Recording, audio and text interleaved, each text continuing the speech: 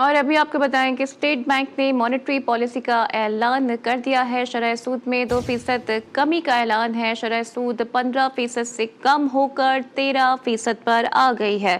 Update आपको कर रहे हैं, स्टेट बैंक ऑफ पाकिस्तान ने मॉनेटरी पॉलिसी का ऐलान कर दिया है और इस पॉलिसी के तहत शरह सूद में 2% कमी का भी ऐलान किया गया है। शरह सूद 15% से कम होकर 13% पर आ गई है। इंटरेस्ट रेट में मजीद कमी कर दी गई है और शरह सूद अब 15% से कम होकर 13% पर आ गई है। अपडेट आपको कर रही है, स्टेट बैंक ऑफ पाकिस्तान की जानिब से मॉनेटरी पॉलिसी का बाज़ाब्ता ऐलान कर दिया गया है। इस हवाले से मजीद बात कर लेते हैं असगर अजीम से। असगर अजीम, अपडेट कीजिएगा, नई मॉनेटरी पॉलिसी के मुताबिक इंटरेस्ट रेट मजीद भी कम हो गया है।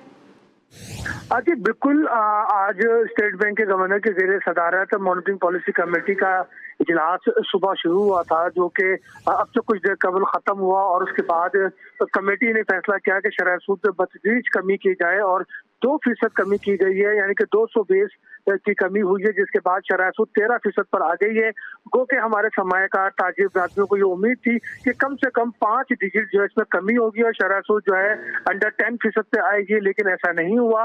स्टेट बैंक की मॉनिटरिंग पॉलिसी ने जो जायजा लिया है चीजों को, उसके मुताबिक इस बात पे तो उन्होंने इत्मीनान का इजहार किया है कि महंगाई की शरह कम हुई है और मजीद कम होगी, लेकिन जो मार्केट के हालात है उसके मुताबिक 200% से ज्यादा कमी मुमकिन नहीं, इसलिए उन्होंने 200 बेस जो है उन्होंने कम किया है, यानी 2% जो है कमी की है और अब शरह सूद 13% आइंदा 2 माह तक रहेगी। जी।